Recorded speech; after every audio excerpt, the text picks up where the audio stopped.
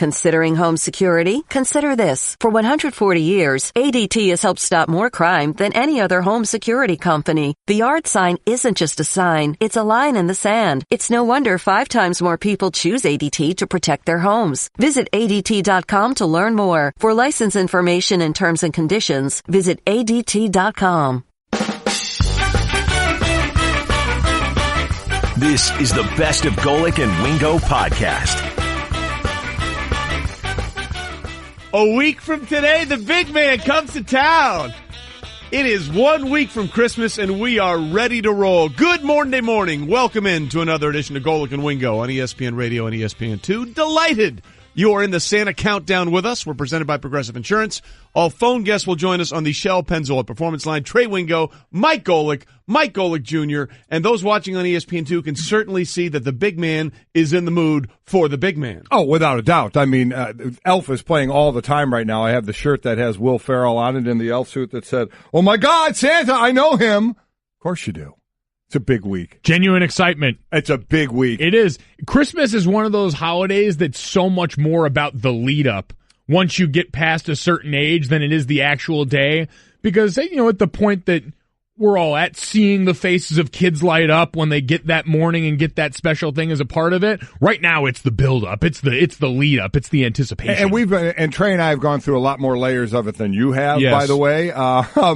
And this was a tough week. When I was single and you know, Chris and I were dating or getting, you know, engaged and coming up around Christmas then and doing that shopping. Yeah. You know, going out and shop. Always waited to the end. Yes. You know, there were times I went out on Christmas Eve. Trying to finish the shopping. Kind of the mode you're probably going to be in, Mike, at this point. And then you're right. You know, when you guys were young or Trey's kids were young, you know, that was the cool part. Absolutely. You know, when they're opening the presents, when you swear as a parent before you have kids, we're not going to get them too many things. We're not going to spoil the kids. And then you give them everything in the world. 100% the other way. You watch the video of it and you're like, my God, did we get them enough stuff? Yeah. You guys were almost bored opening because there were so many presents. It was ridiculous. And it was your mother's fault. Yeah, listen, when it comes to all of that stuff and the way that you guys have spoiled your kids. Oh, my sister. Yeah. You guys just point the finger at each other. But I'm excited because I get to watch this happen for the first time for a lot of my friends. Kyle Rudolph, who we've had on this show and other show, has his 2 twin daughters that are both going to be, you know, having their first Christmas they can really remember. That's cool. That's when it's cool. You know, so it's excited for that. I have a lot of baby gifts to get. So we are 1 week away from Christmas. Yes, we are. But the gift that keeps on giving is the National Football League regular season. You know, this was the game, the Patriots at Pittsburgh, that I think everyone, when they saw the schedule come out, they were like, wow, that game is probably going to be for the AFC home field advantage, and it may be one of the most entertaining games of the year. And on every way, it absolutely delivered. Yeah, it was. And so for the first thing we all think is we built it up too much. They're like, there's no way. Nope. No way it's going to live up to this hype. Not one shot at all. And then it does. I think the toughest moment in this is because these are 2 teams that obviously are going to be fighting for it for the end. And you really hope Antonio Brown is going to be okay. The leading receiver in the league, the best receiver in the league, Julio Jones, whatever it's going to be. And we'll get into it, but he has a partially torn calf. He's going to miss the rest of the regular season, hopefully be back by the playoffs. But that would be a shame. You know, it's a shame for any team to lose a big-time player, but that is a big-time player that this team, if you were going to move them to the Super Bowl, they need a guy like Antonio Brown. That was a tough loss there for them. Well, that's just one of the layers of the story. Yeah, I mean, so many. Think about so many. We'll get into all of it. Yeah. But that's it. I mean, it looks like Antonio Brown will be back for the postseason. But again, that torn calf muscle on that play in the end zone where he couldn't hang on to the pass from Ben Roethlisberger. Speaking of plays where you couldn't hang on to the pass in the end zone, it is thing that everybody's talking about. Did you have a problem with the way the rule was applied to Jesse James? The rule was applied correctly, but our good buddy, we worked with for years here, Mark Schlereth. Yep. I think he had one of the best lines out there when he said he basically said that the rule. The rule is stupid, but I think they got it right as the stupid rule is written. And that's exactly correct. I think that is probably the way to say it is they interpreted the rule correctly, but I think the rule is somewhat ridiculous. So they got it right, but I mean, will we ever get a true what is a catch rule written in the NFL? Because right now, it seems whatever the catch is for whatever the situation is, wherever you are on the field, it could be different. I don't know if that applies to this situation. The more I've been thinking about it this morning, because I've been trying to workshop it through this. I know we were texting about this the other day. Mm-hmm. Wait, did you just say you've been trying to workshop it? Just say you've been thinking about it? No, I've been workshopping What are you doing there? Millennials. What is that? Yeah. Millennials. What are you doing It's there? an industry term. Yeah, okay. For millennials. Radio Trey is going to learn about workshopping. I'm going to workshop this. I'm going to think about it. So I'm thinking about it. So I was workshopping this. Okay. You were thinking about it. And what I came to was this. So if this catch happened on the 20-yard line and Jesse James went down to the ground and the ball jostled like this, would it be a catch? No. If he caught this ball in the end zone, went down, and the ball jostled when he hit the ground, would it be a catch? No. So why are we saying it's applied selectively? It's applied the same way it is everywhere else. I haven't heard anybody say it's applied selectively. I think they think the rule stinks. But why does the rule stink? If we know definitively what it is, when we're asking, we want to know what a catch is. Most of the cry I hear is we want common sense law on this, right? Here's why. Do you have a follow-up point there? Or? No, I'm asking a genuine question. Is what we're asking for is the sort of I know it when I see it law. Here's where this comes into this particular play. Go back last week, the game-winning touchdown for the Carolina Panthers against the Minnesota Vikings. Jonathan Stewart takes the ball in a handoff, jumps over the pile, ball breaks the plane, ball pops out. But because the ball broke the plane, it's a touchdown. Now, in this scenario, Jesse James caught the ball. One knee was down, ball over the plane. But because the ball moved 1 millimeter to the left after it had crossed the plane going to the ground, it's not a touchdown. And that is the problem I have with the rule, because it's different for a receiver as it is for a runner. And Mike Pereira answers that for you in a tweet. People are saying a runner breaking the plane causes the ball to become dead, which is true. But the receiver does not become a runner until he completes the process of the catch. Totally different. And that's the problem. That's the problem. Okay, we go back to week 2 this year. Go look at the Eagles-Giants game. Sterling Shepard caught a pass in the end zone. Right. And not the one on the corner where he ducked it. The other way. He's on the left side of the end zone, catches it, takes 3 steps inbounds, and then is pushed out of bounds. He's 10 yards out of bounds, rolling over, and the ball comes out, not a catch. Right. That is patently ridiculous.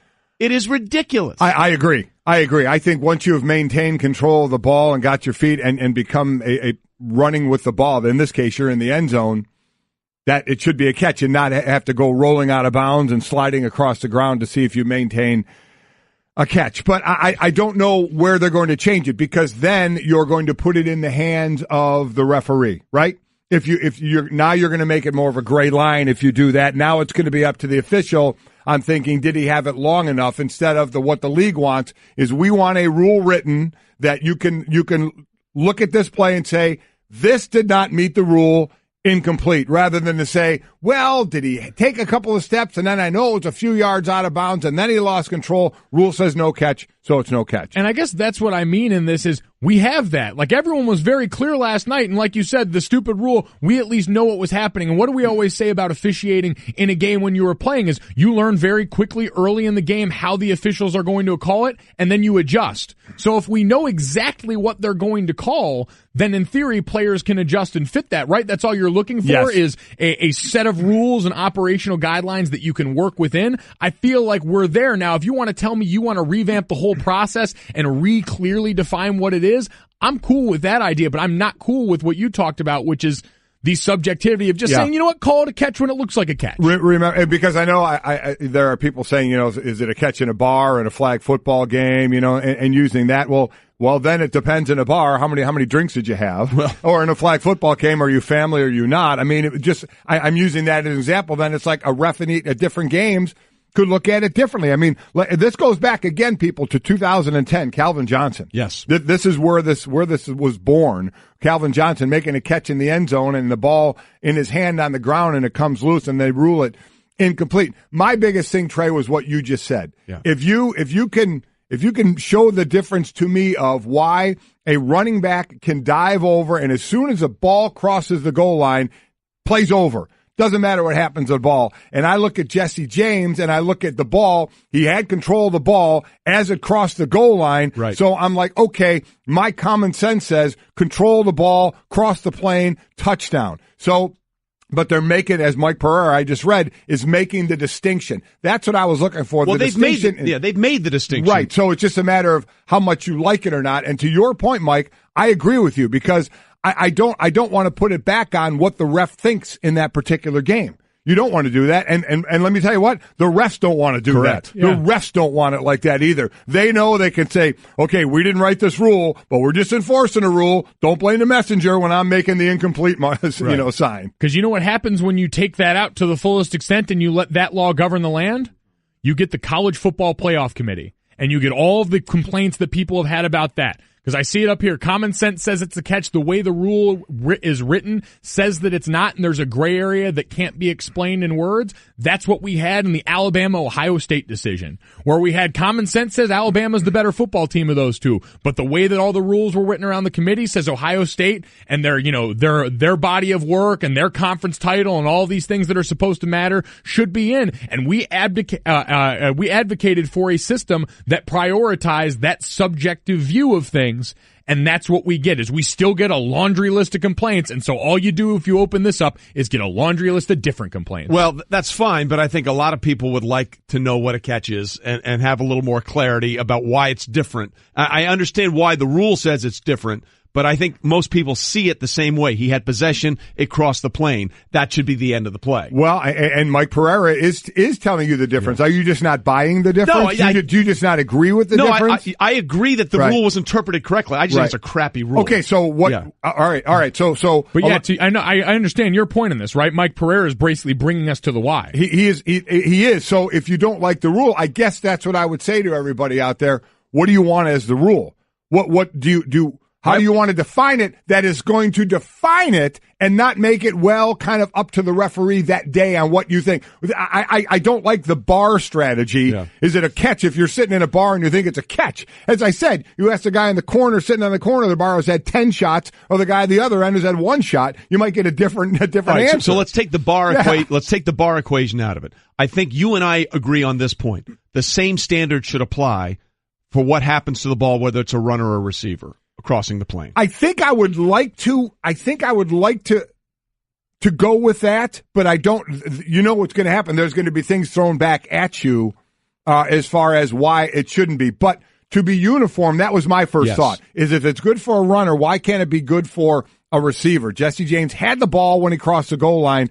Should that make it a dead play? But they're saying no because he didn't finish the catch. To me, this just comes to, because all we need is one situation that kind of points the opposite. All you need is one of those plays where it's a little more bang-bang, because this one we feel in certain situations we felt have been a deliberate enough in the action that led up to the reach. What if next time it's just a catch and then he quickly falls and it falls out? Then all of a sudden, is it different? Is he still a runner then because he just has the ball? Well, in Super Bowl 12, between the Cowboys and the Broncos, Roger Staubach threw like a 40-yard touchdown pass to Butch Johnson, who was the receiver. He caught the ball, rolled over into the end zone, and the ball popped out. It was a touchdown. Why? Because he had possession of the ball across the goal line. Right. So let's not pretend like this rule has been hard and fast in the NFL forever. Right. This has been a rule that's changed within the last decade. It's Calvin Johnson. That's exactly 2010. right. So what is now is not what has always been. Right, exactly. And if you've been a fan of football for a long time, that's a thing a lot of people have a problem with. Mike Tomlin, by the way, talking about what's happening with there and how it happened to be overturned. I don't have HD and all of that stuff, so, it's really irrelevant how I feel about it, to be honest with you. It's not going to change the outcome of the game. I'm not going to cry over spilt milk and all of that crap and talk about replay. I ain't doing it. Now, I think he does have HD at the house, just not at the stadium. I love him. Tomlin's awesome. I mean, I absolutely love that guy. So can you universally make it, if you have control of the ball when it crosses the goal line, it's a touchdown no matter what? That makes sense to me. And just leave. Can you just leave it at that?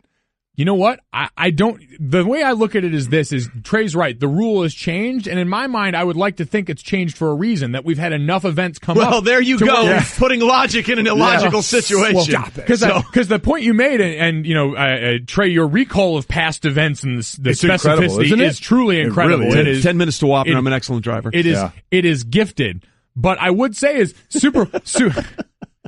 Very nice. Rain Man. Very well. That was very well subtle done. but effective. Yeah. But with that, to the point about Super Bowl 12 is I'm sure if the internet had been around then, there would have been people that would have been outraged by that call and the fact that it was called a touchdown too. No, they just knew that was the rule. The bottom line is that I don't think that people were more understanding now versus then. I think there is just more exposure, and so you're never going to be right with the decision that you made. They're at least clearly defined in what they're doing. I think this is always going to be a conversation that leaves one side upset. Now, Golic and Wingo, presented by Upside.com, giving all business travelers the gift of a better travel experience this holiday season, Upside.com. And I'll tell you this, I don't think that's why the Steelers lost the game. Before you go to that, can I ask one more thing on the rule? Because we're going to talk a lot about this. Yes. You want it to be universal. It should apply the same to both situations. So if you say he had possession of the ball when it crossed the goal line, it should be touchdown, right? That would seem to make the most sense to me. If we had that rule, all right, I'm trying to do is think of the next situation that's going to throw a wrench into it. So put that same catch 3 yards deep in the end zone. Catch or no catch? Catch. But he hit the ground. Now he's in the end zone. It's not about crossing the plane. He's in the end zone. He caught it and then bobbled it and it hit the ground. But that's my point to the Sterling Shepard catch, or week 2. He caught it, took 2 steps, had possession of the football, then was pushed out of bounds and the ball was dropped. If you have possession of the ball and 2 feet down, to me that's a touchdown. Okay. In any scenario. Okay. In any scenario. All right, but he was in the air and then got pushed down. I'm talking about this particular catch. Nobody touched Jesse James. He was on the ground himself. Yeah. He caught the ball and was on the ground, and say he's 3 yards deep in the end zone. Yes. In the end zone, caught the ball, and as he continues down on the ground like Des Bryant and loses the ball, is it a catch then? I would say yes. To me, that would be the case. So you're saying even if a receiver goes to the ground and it falls out, you would still like it to be a catch once he's had possession. The ground can't cause a fumble. So why can the ground cause an incompletion? But I'm just saying there's no standard. But so now if he goes to the ground and let's say when he's going to the ground, a defender has jostled the ball loose because he had control for a second and 2 feet down, it's still a touchdown and that defender's got no right to the ball? That used to be the rule. Yeah, I don't like that. That used to be the rule. I don't. We talk about a league where defenders are hamstrung enough as is. Yeah. You're taking away one of the few tools they have, which is the ability to play the offensive player's hands when he goes up and try and jar the ball loose. No, I have no problem with that. In this scenario, there was no defender around him. Right. All right. He caught I want to make sure I'm hearing you correctly. Yeah. The exact same catch, 3 yards in the end zone. Yeah, that to me would be a touchdown. Even though he didn't finish the catch. He was already in the end zone. This finish the catch thing is something that we just sort of added on to the NFL in the last 7 or 8 years. I understand that. That's why we're talking about it. Yeah. I mean, it sounds a little different than you caught the ball in the end zone and as you hit the ground, the ball goes flying away. I mean, I could see some people saying why is that a catch? Why would we say that would be a catch? That's the next part that comes out of all of this is the immediate reminder in all those moments. It'd be great for the league because scoring would be up because the barrier for entry is super low then. Did Megatron catch it against the Bears? Do you believe he caught it against the Bears, that play you talked about? I mean, no one was near him. He caught the ball, and as he was pushing his hand up to get up off the ground, the ball came out. Here's the thing. That's a touchdown to me. Again, what you're doing is you're going to put it in the hands of the referee. And now you're going to say... I'm trying to not put it in the hands of the referee. You would be, because did he have it long enough? He was trying to get up. Well, right now we have this thing called a football move. Yeah, you know? I know. So, I mean, it's there regardless. Either way, it's going to be there. We've got human officials. It will always, no matter what rule we institute, there will be some measure of subjectivity within it. There's subjectivity in every penalty now, so it's unavoidable. What I would like is a lot of people hated this and they don't know what a catch is. I'd like people to tell us what your definition of a catch is. Well, put it on at Golic and Wingo. What should our definition?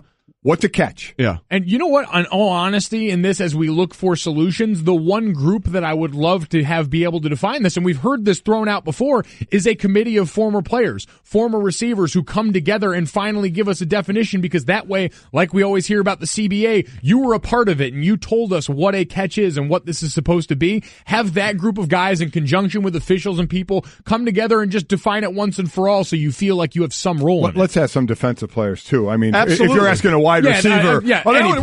What do you mean? I bobbled it all the time and ran They're out always of bounds. open. That's still a catch. So let's be clear. Let's be clear about where we stand here. Number one, by the rule, they applied it correctly. They applied it correctly. We just don't like the rule. You don't like the rule. So what's your new rule? All right. Not you. I was rhetorical. Put it out there. Golic and Wingo. By the way, here's another thing. We can get into this.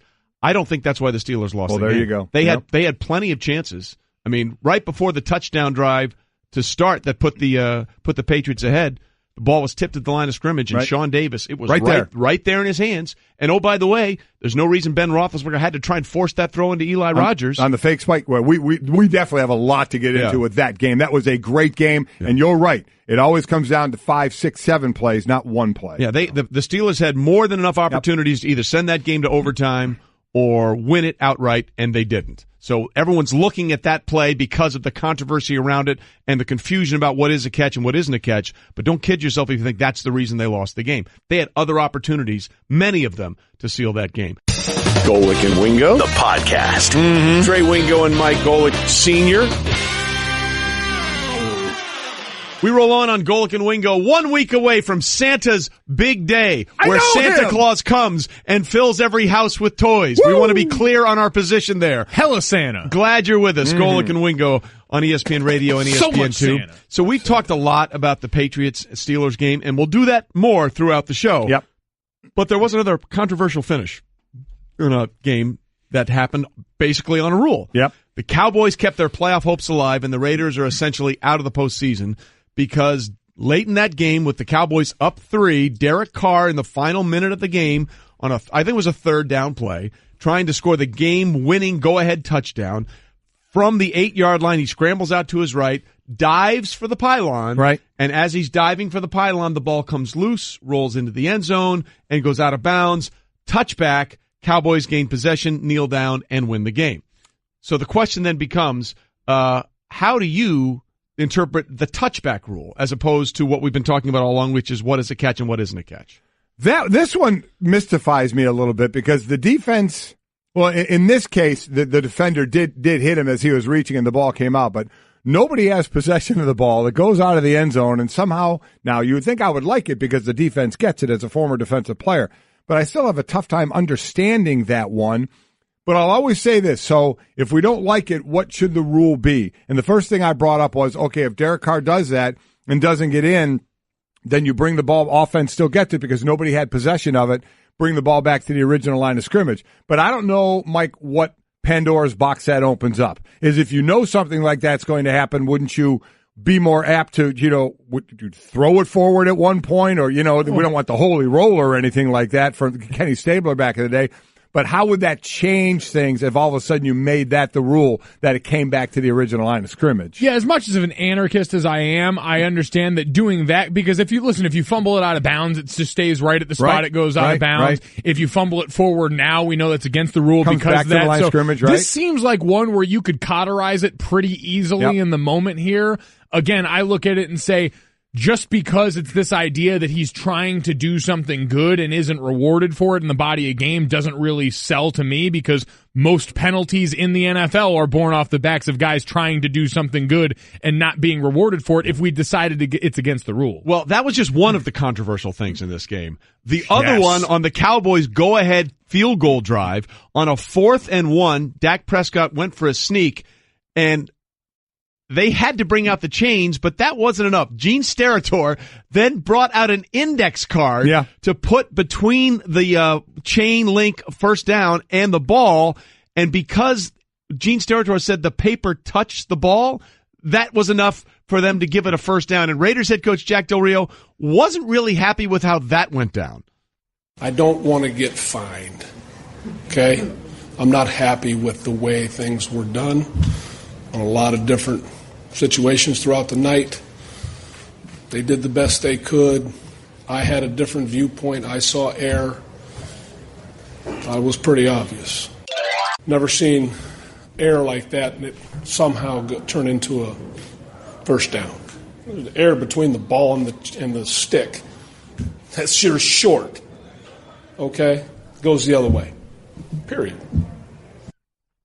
He's not wrong. No, he's not wrong, but there seems to be some and Steratore is basically saying, he was just doing this for to confirm what his eyes had showed him. What his eyes already showed him. It was kind of a weird back and forth that he was giving, but like Navarro Bowman said, he saw space between the card and the ball. Obviously, the referee, he basically put the card in, stood right up and signaled first down, like the paper hit the ball. Right. What I want to know is, Why did he fold the index card in half? Now he doubled the width of the index card. Why would he fold it in half? I'm surprised there's not a Reddit page already dedicated to the thickness of an index card that was now doubled by that move. Yes, how do you know there isn't?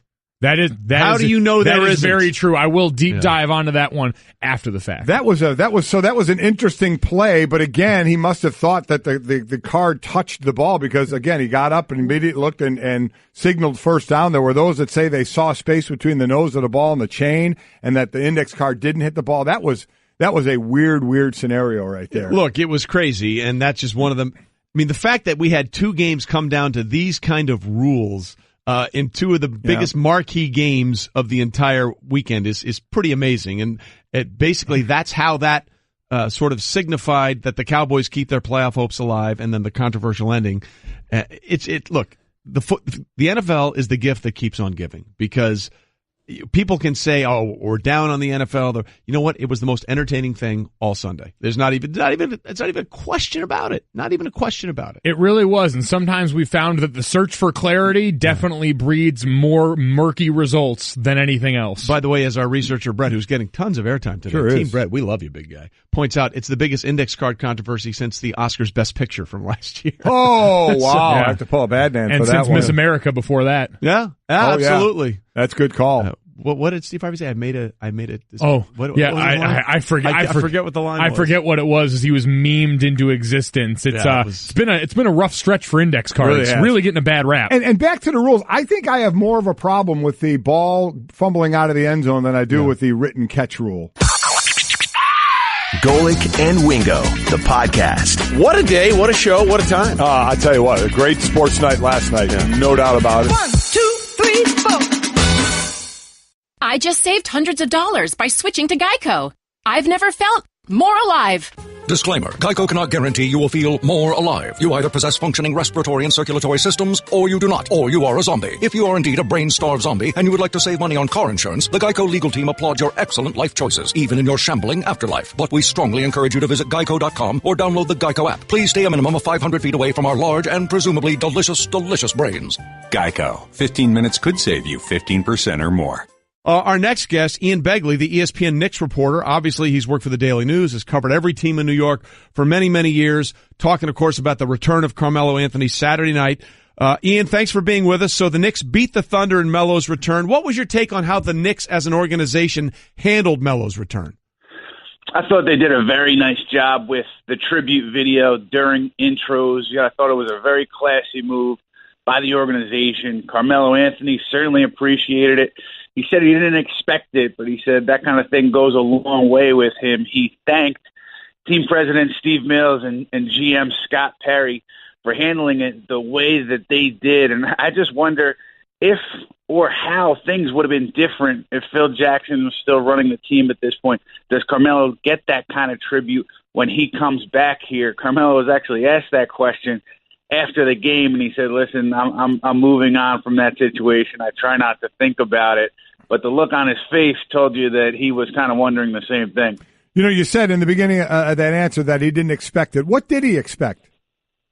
I'm not sure because, we had reported that there was going to be a tribute. So maybe that was just him giving a kind of a coy answer, which he's apt to do. He's been apt to do with his dealings with the media. But maybe he just expected a regular introduction and then the fans reacting the way they would react. I'm really not sure. I think that he probably should have expected some kind of tribute video, given who he was dealing with this regime and this front office. But he did say he was caught off guard. He called it a bittersweet moment because what it did is it kind of triggered his thoughts to go to places where he kind of thought about, hey, I didn't deliver what I wanted to deliver in New York as far as the success that I wanted to bring to this franchise. We didn't get close to winning a title the way that I had hoped we did. And he said it was a little bit of an emotional moment there right before the game. Yeah, ESPN's Knicks reporter Ian Begley joins us on Golic and Wingo. So, I mean, it was exactly, I think, what you'd want if you're a Knicks fan. You get the tribute. you boo, and then you get the win. So if you're the Knicks fan, you got your moment to honor Melo, then you boo him as you do when he touches the ball, and then you come away with the win. And Melo's time in New York is kind of interesting, right, Ian? I mean, look, he did a lot for the fans, a lot for the game, and a lot for the Knicks, but it never quite meshed. So, 6.5 years, I think they made the playoffs 3 times. How would you look back at his sort of tenure with the Knicks? I think overall disappointing, but I think you can't really paint it in kind of a black and white picture where you blame Melo for everything that went wrong with what happened with the Knicks, or you blame management for everything that went wrong with what happened with the Knicks during his tenure, because I think there are a combination of factors at play here that led to their lack of success. Phil Jackson and the previous regime, Donnie Walsh and then Glenn Grunwald, didn't do a great job surrounding Carmelo with enough talent to lead, to give him that supporting cast that so many other superstars in the NBA had to bring the Knicks to those greater heights that they were hoping for. But then on the other hand, the way Carmelo played, you can make an argument that he didn't do enough to elevate that cast that was put around him, which a lot of great players in the NBA do. So I think there's blame to go around, but a lot of people in this town, they want to look at Carmelo and see him as the reason for everything that's gone wrong for this team in the last 6.5 years. I just don't see it that way. I think you put some blame on management, you put some blame on Carmelo, but ultimately I do think that the tenure was a disappointment here in New York. But look at, I guess, coming out through the other end here. I mean, Amari Stoudemire is thought to be a big money guy there and to help. Obviously, Carmelo, Phil Jackson's brought in to be Phil Jackson and have all the free agents flock to New York, which obviously was a horrible failure from that standpoint of it. And here you are with none of those guys there anymore, and a team that's sitting 16-13 and 14-5 at home this year, and you have one of the great stars in the league in Porzingis. So where this team is now, after all of that money spent, big names, here you are with none of the big money or the big names, and a team that's doing pretty well. Yeah, Mike, for the first time in a long time, I think it is safe for the Knicks fan to see a light at the end of what has been a long, dark tunnel here in New York because of the reasons that you spelled out. You have Kristaps Porzingis here, and he looks to be a player that you can build around, looks to be a cornerstone of a franchise. And you have Frank Ntilikina, a young point guard that the Knicks drafted with the 8th pick in the draft this year, and he's shown promise. He's shown a lot of progress from day one to now. He looks to be a guy who can, at the very least, defend at an elite level at the point guard position, which is one of the most important positions in this league. So there are young cornerstones that this franchise has. And again, for the first time in a long time, this team has all of its first-round draft picks going forward. So Steve Mills, Scott Perry, they have the opportunity here to get things right, to build things the right way around Porzingis and this young core. And listen, Phil Jackson did a lot wrong during his tenure in New York. He didn't trade well. He publicly alienated some of his players. He didn't do a good job selling his players and his coaches on the way he wanted to play the game. But what he did do well was draft well, because we have Porzingis here. We have Ntilikina here, a kid who, again, through 1/3 of the first season of his NBA career looks pretty good. But you got to give Phil Jackson some credit there, because these pieces are what are giving Knicks fans hope at this point. I'm not so sure how much are people going to be wanting to give Phil credit, but you're right. I mean, he is over the back end going forward. It might be better because of some of the things he did. Now, we mentioned Porzingis, Ian, as he joins us, Ian Begley on Golic and Wingo. He didn't play Saturday because of the knee. What's his status going forward? And I think the concern here from a Knicks standpoint is Kristaps Porzingis used words like instability, and he talked about his knee buckling the Thursday when this injury happened against Brooklyn. So the Knicks are taking a cautious approach here. I was told, Adrian Wojnarowski and I were told the day after this injury that Porzingis' knee was feeling better and that there was no need for any significant tests. And that, to me, told me that this knee injury wasn't that significant. So I think the Knicks are just being cautious here. I wouldn't be surprised if Porzingis didn't play today against Charlotte. I wouldn't be totally stunned if they held him out for the next game on Thursday against Boston, but I think Porzingis will definitely be on the court for that Christmas Day game against Philadelphia. I think it's just a matter of the doctors and Porzingis wanting to be 100% comfortable that when he goes out there, he's not at risk of doing some significant damage to the knee, because that's the last thing this franchise could put at risk right now. All right, Ian, we appreciate the time. Thanks for being with us. Thanks, Ian. Thanks, gentlemen. Take care. Golic and Wingo, the podcast. It was all sort of one big giant Jell-O mold. It's very interesting where that went. Golic and Wingo, ESPN Radio, ESPN2, presented by Progressive Insurance. Phone guest, Shell Pennzoil Performance Line. Very underrated Christmas song we were just playing, right? I like that one. There are not many Christmas songs that I will hear that I'll say, you know what, I don't like that. Yeah. Just because I love Christmas so much that you're wearing a T-shirt that says, "Oh my G, Santa, I know." Oh my him. God, Santa, I know him. Yeah, and I do. From Elf. Yeah. Very Santa's underrated real. Christmas movie, by the way. I think it's one of the best. Oh my goodness, it's hilarious. Best. Yeah. So we're a week away. Week away from Santa coming. From the big guy. And you know what? The NFL played Santa this week with a lot of gifts for us to talk about it. Crazy week 15. Did. And Ryan Clark is here in studio to give us the straight talk about a lot of that. Brought to you by Straight Talk Wireless. Best phones, best networks, no contracts. First of all, how are you? I'm doing well. Just want to make sure you're okay. Why would I be okay? After what happened at Heinz Field on Sunday, I thought you might be a little upset. No, not at all. Listen, when you get to this job, you root for people. Mm-hmm. Right. And so I definitely root for, Coach Tomlin and, Ramon Foster and the different guys, William Gay that I knew on the team. But I watch the game. I watch the games like everybody else now, and I want to see good football games. I definitely want to see it turn out different for Ben, both personally and professionally for him. But it was an excellent game, man. And it lived up to the billing. So many times, especially in the NFL, when you compare it to college football, the excitement doesn't necessarily match the hype. And I think yesterday did. As we've been talking earlier, when I've talked about what the players will watch in film today, they'll all see there were other opportunities to get the job done. That's what players find out in the film session, and there were. But we know so much being made of the Jesse James play. So just your thoughts on the play, the ruling, the overturn, and the whole deal. Exact 100% right application of a terrible rule. Thank you. Yeah. There you go. You're with us then. It is 100% the way it's supposed to be called. I was against it until I watched it in slow-mo enough times to see his elbow hit the ground and the ball start to shift. And if you're going to go by the letter of the rule, which I think is the reason the NFL keeps it this way, because people like, you and I and Trey, we can look at the rule and say, well, if that's the rule, this is the correct application of it. And I think that's the issue everybody has. There's always going to be the fans that say they were robbed. Mm-hmm. They got it right. Whether you agree with the rule, right, the call was correct. The question that I've always had, Ryan, and Mike and I have talked about this morning with everybody, is why is it different for a receiver as opposed to a runner? Mm-hmm. Because clearly he had possession of the ball when it crossed the plane. If you're a running back, as just last week, Jonathan Stewart against the Minnesota Vikings jumps over the pile with possession.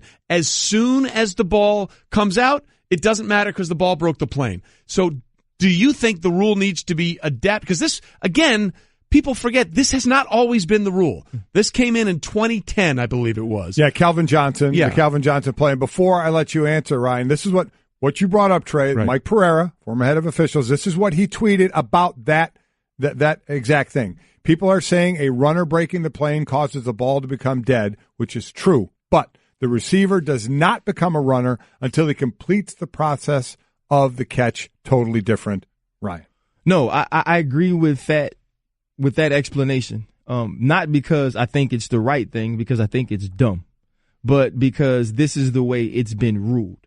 And when you look at the rule, not only in this game, but in many others, you are used to seeing this, and we've seen this before. And absolutely, if you're a fan, if you're someone at home watching, you see control of a catch, you see control of the football, he reaches over, you expect the play to be dead. But we know from watching other plays, watching other catches, that is not the way it works with a pass catcher. And so until this catch is complete, until he is now deemed a runner, he has to finish through the ground. And listen, I was as upset, and I thought it was just as stupid as everyone else did, because we're looking with our eyes and we're using common sense and logic when we watch it. But by the black and white letter of the law, they got it right. So let me, because the one thing I don't like to do is just say, I don't like the rule. Somebody got it wrong. The rule is bad.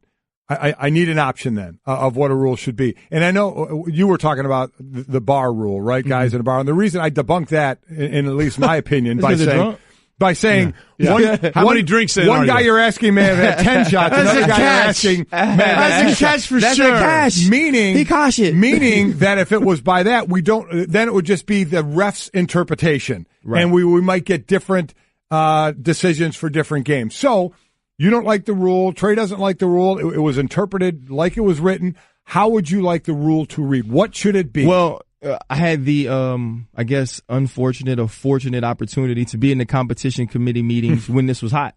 And we spent the hour on it.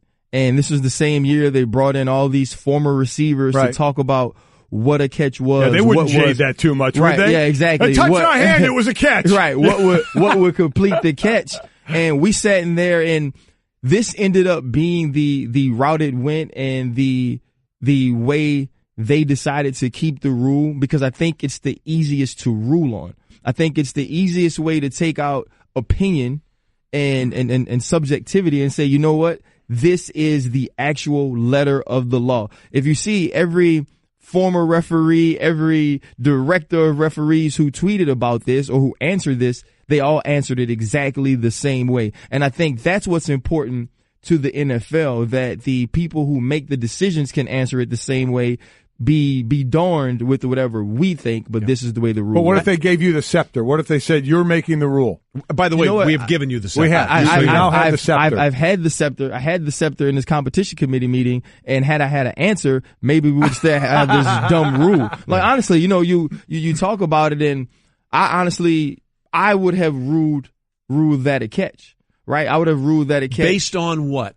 Based on the fact that I felt like he makes a football move. I feel like when you change direction in any manner, obviously his feet couldn't be on the ground, right. But when you catch the ball going to your left and you're able to change direction to move forward on the field, to me, that is a football move. The Dez Bryant reach was a football move to me. And so I think if you want to change the catch rule, you also have to change what is a football move, which now goes into guys on bang plays, whether it's incomplete or fumble or catch and fumble. And so I think all those things would have to go together. But to me, if you can change direction, now this also is a player who felt like if a guy is ducking, he's not defensive.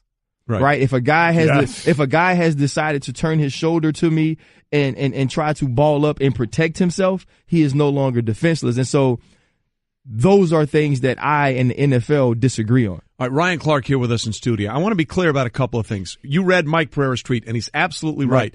But that's as it is now. Right. People need to understand that's not the way it's always been. Exactly. Before that competition committee, it was completely different. And I brought up a very famous instance from Super Bowl 12, which is way out of people's memories, but I remember that. I think I was there, Trey. Yeah, sure you were. Butch Johnson it was in New Orleans. It was at the Superdome. Anyway, he made the long catch, and he had possession of the ball over the goal line, and then he dropped it, but it was a touchdown because he had possession over the goal line. And this is not the only time I've been on this rule all year long. If you follow me on Twitter at all, you know week 2, Sterling Shepard against the Eagles in Philadelphia caught a pass in the end zone with possession, took 3 steps, not 1, not 2, took 3 steps, then was pushed out of bounds, and 10 yards out of bounds, he rolled over and the ball came out, and they said it's not a catch. That is patently ridiculous. So to me, I'd like to see the consistency be when a runner breaks the plane and a receiver breaks the plane. And what Mike Pereira tweeted is absolutely right by the rule, but that's not the way it's always been, and there should be some consistency in how you break that plane. Give you an example. Tyrod Taylor's running touchdown on Sunday. None of his body was ever in the end zone. All he did was stick the ball over the pylon as his body ran outside the pylon, but that's all it took for it to be a touchdown. And I think the maddening part for fans is there should be a universal application of what happens when a ball breaks the plane. Yeah, no, I don't disagree with that at all. But then we'll get into the discussion and we'll have the arguments of when guys catch the balls for first down and it shifts in his hand. And so, but that, I mean, that's right. That's so what are we doing? We will always argue, but I agree with Trey in this, that the ball breaks the play. And if that's going to be our rule, then let that be our rule. But what Mike Pereira is saying, at least by this letter of the law, is that was never a catch. Yes. Right. That's what he's saying. And by letter of the law, he wasn't. So I guess that's what would, unless we're going to just continue with the gray area, you would have to make it special for the end zone. Because just imagine the same catch on a 4th and 4 and it was for 5 yards or to go out of bounds, so it would just be for the end zone. It should be an end zone only rule because it's a different rule. I mean, if you're in the field of play as a runner and you do that, it's a fumble. So it is a different rule for running, so it should be a different rule for receiving, right? Doesn't that seem to make the most sense? No, it makes sense, but when did they ever have to make sense? Well, that is a fair point. That's on me. I think that's on me. Trey, you think it way too logically, bro. I think to them, they are just trying to get a rule that covers everything. Yes. It covers every catch. Makes it, because a lot of people saying, I don't know what a catch is. Well, I mean, in all honesty, they're telling you what a catch is. What it is you don't agree with what they're saying a catch is. They're spelling it out, what a catch is. They're spelling it out perfectly for you, and they interpreted it correctly. We just don't happen to agree. Speaking of stupid rules, right? I think the fumble touchback rule is the dumbest rule. We put that one on there as well. I think it's worse than how we don't like the catch thing. I think that one's worse. That is the stupidest rule ever. Well, we put that up on the Twitter feed. What rule would you like to see change more? My bad, I was in the barbershop. There you go. No, it's all good. And by the way, we watch you guys on mute in the barbershop. The catch rule is running away with it. The catch rule is running away with it. 77% catch rule, 23% the touchback. I can't stand that touch. Jeff Saturday was in here actually defending the defense, saying, hey, all the rules go to the offense. I'm glad there's a rule that kind of benefits the defense, even though they're not doing a whole lot for it. Hey, I'm on the side of not being stupid. I hate that rule. Yeah, I don't care what side of the ball you play. Okay, along those lines of not being stupid, let's be clear, and I said this earlier on the show, that play is not why the Steelers lost that game. No, you might want to double Gronk at some point. You might want to double Gronk. You also might want to not force it on a 3rd and goal when the field goal time. Look, they had two plays. They had 2 plays after that to win the game, and then all you had to do was kick a field goal to send in an overtime. Or Sean Davis makes the interception. So his arms were short. That's correct. And it was behind him a little bit. Or double Gronk, as you said, when he's lined up for the fade and the 2-point conversion. Because in that case, if you don't get the 2-point conversion, Juju's play leads to a game-winning field goal. You know what's crazy is because this call is so controversial and that type of play has been so controversial, we're forgetting the greatness of Gronk. I mean, and we're not getting an opportunity to talk about it. Look at the New England Patriots team that played Monday night against the Miami Dolphins. And the Miami Dolphins said, you know what? We're going to press you. We're going to play man-to-man, and we're going to make these guys beat us. No one could beat them. There was no one that could get open. And you saw last night, time and time again, the Pittsburgh Steelers said, we are going to go with a different philosophy. We're not going to fire zone you. We're not going to zone you. We're not going to allow Tom Brady to pick us apart because he can find the holes. We're going to play press man with a deep safety, and you have to beat us. And there was only one guy on the entire New England Patriots roster that could beat man-to-man. And he did it consistently, and that was Rob Gronkowski. Just so people understand, because that is something Tony Romo alluded to in the telecast.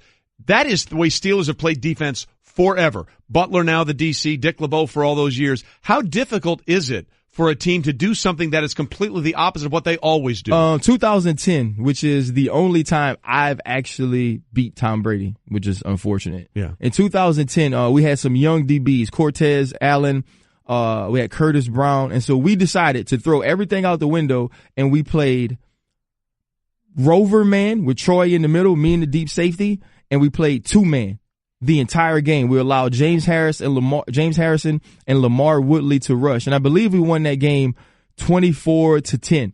And that day we changed everything we had ever been, but we had the people.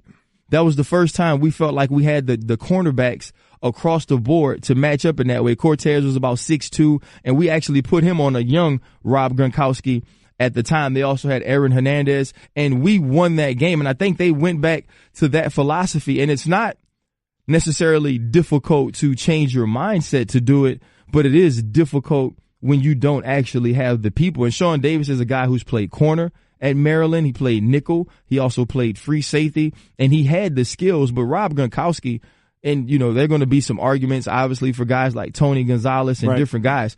I think he's the best all-around tight end to have played football in this game, and you couldn't stop him yesterday. Yeah, the more he can stay healthy and be on the field and show that, the more he's going to try and cement himself to that. I look forward to these two teams hopefully playing in the playoffs, and it will be interesting what game plan and X's and O adjustment you see from the game yesterday to the possibility of the playoff game. Let's move on. The Philadelphia Eagles get a win over the Giants, and now they have at least a bye in the first round. Yes. So now but they want it all to run through Philly. So as you look at Philly going forward, do you have more concerns over Nick Foles? The fact that listen, there you go, Nick Foles of the defense. That's where I was going to go. I mean that's the defense. Nick Foles. I know we can't expect 4 touchdown passes every time like he did. So that'll even off. But man, that defense they got to shore it up. So you go back to the Seattle game, Los Angeles Ram game. Now this game against the New York Giants. Three straight. A defense I was worried about early on in the season. That totally surprised me. They were good outside the numbers at the cornerback position. They were able to rush the passer, create turnovers. And I was like, okay, if this defense continues to play this way, this team is the favorite to represent the NFC. And now we've seen them decline. We've seen them take steps back. And when you get into the playoffs and you're going to be playing teams like the Carolina Panthers who can defend, and you're going to play teams like the Minnesota Vikings who can really defend, Nick Foles isn't going to throw 4 touchdowns, as you alluded to. You're going to have to stop people. And if they continue playing the way they are, I don't think they can stop people enough to not only get to the NFC Championship at home, I don't think they win the division round playoff game either. Well, you're right. Yeah. Think of those deep New Orleans, Carolina, Minnesota, the defense of the pass rush of the Rams. Minnesota is a really, really good football team. By the way, we pulled the numbers, and I thought it was fascinating because we looked at Nick Foles' day yesterday. He was 24-38. 237 yards, 4 touchdowns, no interceptions. The team converted 46% of their third downs. So we said, let's run just a generic average Carson Wentz game. 20-34, 253 yards, 2.5 touchdowns, conversion on 45% of the third downs. So essentially, Nick Foles plugged in and played exactly like Carson Wentz. I mean, for that game, I granted it was against the Giants, and I get it, but you could not have asked for a better outing from Nick Foles. The concern, as you guys said, was the defense. And can that be fixed going into the postseason? Yeah, you look at this game, if not for 2 blocks on special teams, you're in trouble. You know, the Eli Manning-led great New York Giants, which are no more, beat you. And so you can't – this is one of those days, and Golic, you know this, that you go in to watch the film as a defense and you lost. Right? Yeah. You don't talk about this game as a W. You are treated, you are talked to, you watch it with the same sadness as if you caught an L. Oh, that's how you feel. You fear these film sessions. No doubt about it. No doubt about it. I'm sorry. You mentioned the blocks. Just want to throw this in here real quick. The Eagles blocked a field goal, and a point after, and a punt. Yep. According to the Elias Sports Bureau, that's the first time since the Bills did that in November of 24th, 1991, that we've had 3 blocks. And that's the reason they won the game. Yeah. Special teams won them this game. And you're right. That defense, they're in for a tough film session today. You know, we look at the NFC playoffs, and, you know, Philadelphia, New Orleans, not used to them being in there. Minnesota, not used to that record of 11-3. The Rams and what they're doing. A team we always gave the benefit of the doubt to had been Seattle. Great defense. Superman is a quarterback. So they just get absolutely smoked yesterday by the Rams. Are they bad. What's that? It looked bad. It looked horrible. So have they lost the old benefit of the doubt? Well, Russell Wilson will do spectacular things, and that defense, you know, will still be able to pull through. It seems like we've moved past that one. You know, the most unfortunate thing is you almost, if it wasn't these dudes, you use a very bad 4-letter word when it comes to talking about athletes, and it starts with a Q. Yep. Right. If it wasn't Earl Thomas and Bobby Wagner and Michael Bennett, people we really respect as defensive players, we'd say it looked like they quit. The most unfortunate thing is Earl Thomas says something about Bobby Wagner playing injured and saying that there are guys who were backups who could have played better. Bobby Wagner tweets about Earl Thomas, and he says, "Hey, keep my name out your mouth, E." You know what I mean? Don't be. Let's not go there, right? That's basically what they're saying. Yeah, I don't I don't like that part. And we've seen Seattle fight on the sideline. Yes, we have. And I've had arguments with coaches and other players on the sideline. One thing in the heat of the game. Right. Casey Hampton legitimately cussed us out every time there was a pass over 5 yards. He was the most. He didn't want to run more than 5 yards. And he was so big, you just said, okay, we'll try and do better next time. He would just complain constantly. I used to be like, Case, they gonna complete a pass, bro. Like you just stand up in there. Like, we have to run around back here, bro. Just relax. Wait a minute, man. you're ripping D lineman now? Hold on. No, it was Casey though. Okay. He really. Did you jump in his face on the sideline? No. Do you remember how big Casey Hey, was? Oh, he's a monster. He has his own moon. Yeah. I was tough, not stupid. You know what I mean? There is a difference. There's a difference, bro. But to your point, going public with that, I don't and that's a lot of people look at Pete Carroll, says he runs a kind of a freewheeling team, let the players be themselves. During the heat of the game is one thing. Out in Twitter world and out public, I can't stand. Well, and I think the other piece that bothers me is such a departure from what we've always known of them.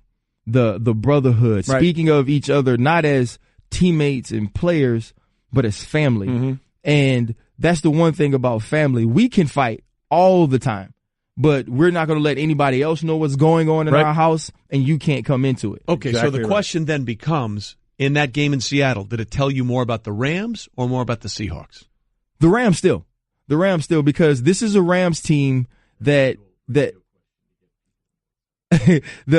is the Ram teams that came in believing they're better than the Seattle Seahawks. And even though they were down and, Legion of Boom is missing Cam Chancellor and Richard Sherman, they didn't go in and say, okay, we're going to win this game. Right. They said we're going to dominate this game. And I watched Aaron Donald absolutely abuse people's children.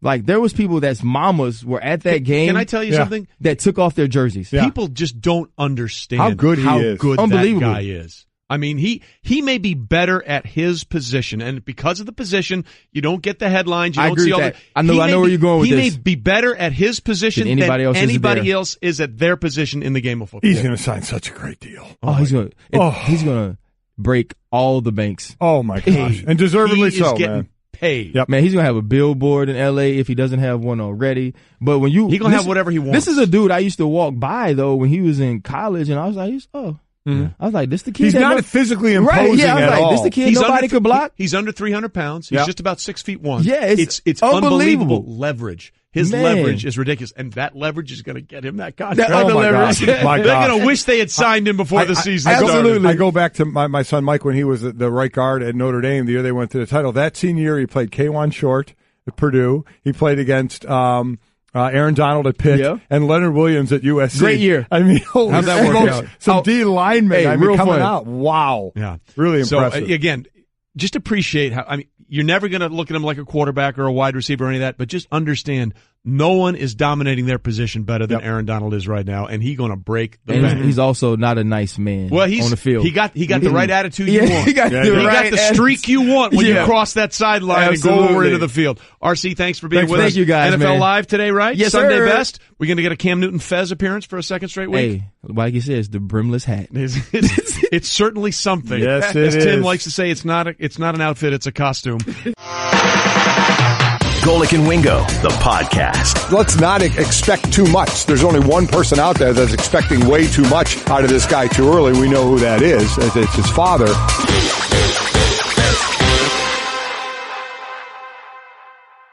$707 days after his last NFL snap in the 2015 wild card round against Seattle, Teddy Bridgewater, in a blowout win that the Vikings had over the Cincinnati Bengals, 34-0 at the time, and Teddy Bridgewater made his return to the field. It was unbelievable, and it was a very emotional moment.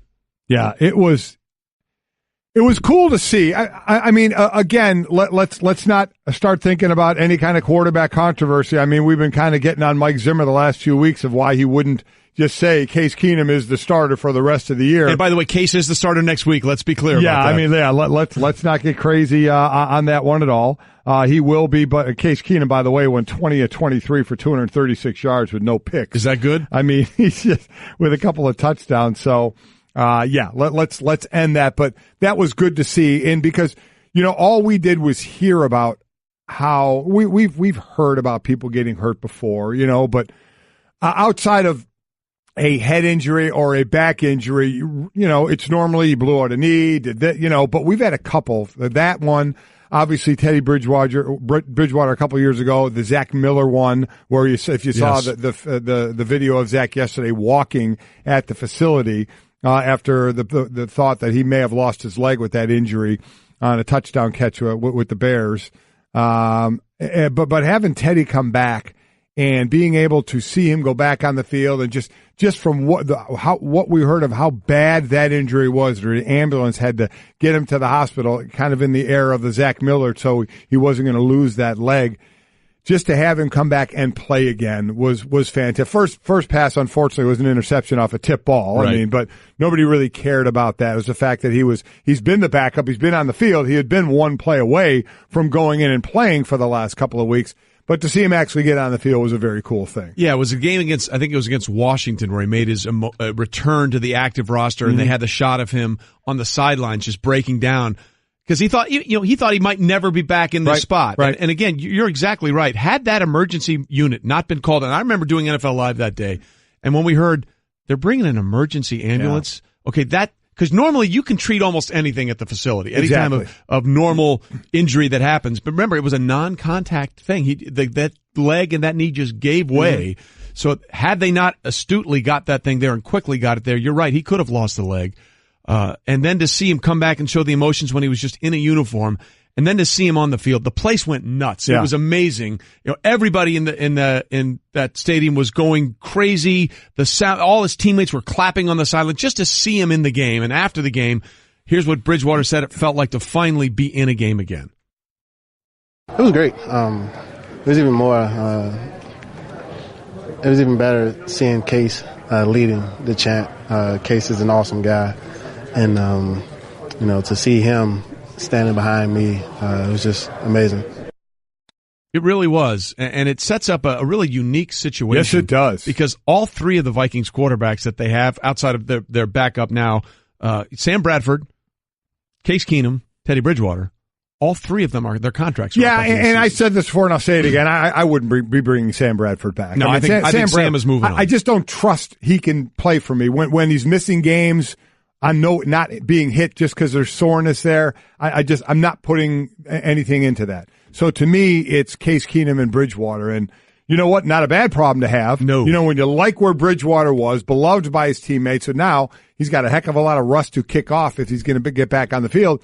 But Case Keenum's making a pretty nice case for himself. No pun intended. I was about to say, well done there, Wordsmith. I should be on the field. And if I'm not going to be on this field starting, then I should be on another field starting somewhere with what he's doing. I mean, life is about, and it's not just sports, life's about opportunity. When for whatever reason you get your shot to do something, how do you perform? What goes on? What can you make of it? Are you ready enough for the situation that when it's for you, how do you respond? And Case Keenum has been fantastic, so kudos to him, because you never know when in his life, in Case Keenum's life of sometime starter, most time backup, you never know when your opportunity is going to rise. And you hear what a good guy he is. Jared Goff talks about when he was with the Rams, how much he helped Jared Goff, and now gets to lead the team in Minnesota. So an issue that they have, but a pleasant one, as long as Teddy can get back to what we all thought he was leading up to. Again, he hadn't achieved that, boy, he's a great quarterback status, but a lot of people thought he was on the way to being a really good leader, making good decisions, and ready to take the next step. And now he's obviously taken a couple steps back. Look, the Vikings have won their division. They still have a chance for a first-round bye. There's a lot of positive things going for them, but it is something that they're going to talk about. They don't want to talk about it now, but they're going to have a really tough decision in the offseason because, you think that the ceiling may be higher for Teddy Bridgewater. But the ceiling that Case Keenum is putting out there right now, with this team, with this coaching system, and with those receivers, it's kind of hard to look away from that, okay? His numbers in 2017, he's completing 68% of his throws, 20 touchdowns against only 7 interceptions, a QBR of 73 out of 100, a passer rating of 99. You don't just throw that away. So what do you do? I don't know the answer to that right now. So if Case takes him into a game or two into the playoffs, doesn't go all the way, but takes him in there, What happens next year? Are you defining? Is Mike Zimmer defining a starter in the offseason, going through all the offseason and OTAs and stuff, or is it we have an open quarterback competition? Well, here's the problem: both of them are their contracts are going to be open, right. So it's not just up to the Vikings, right? And I think both of them are going to be offered starter money somewhere, if not in Minnesota. So the question then becomes: do you play it out and see which one can we afford? Because I don't think you can bring them both back in the off-season money that they're both going to get. And there are going to be some people that are still, very hesitant about Bridgewater. But again, he was a first-round pick for a reason. Yes, he was. He did lead them to the playoffs in 2015. He did. Although the big knock against him that year was could he push the ball down the field.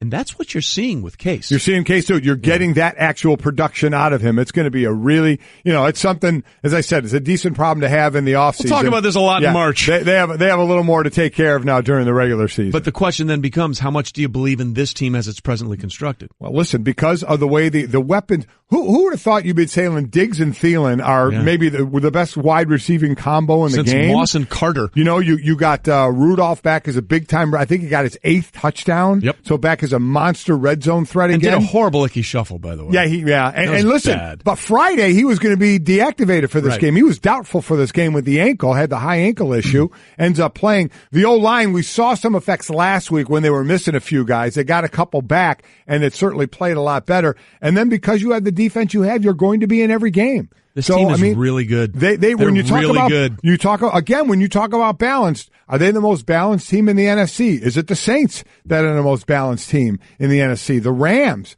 the Eagles. You may not say it now because that defense is looking a little bit shaky in Philadelphia. Well, it's interesting. Up until last week's game against Minnesota, against Carolina rather, the Vikings were the only team, right, that had a top five offense and top 5 defense. So they've sort of fallen out of that as they're top 8 in offense now, but they are the second best defense behind Denver. So they have a lot of balance. And they are playing for something that's never happened before.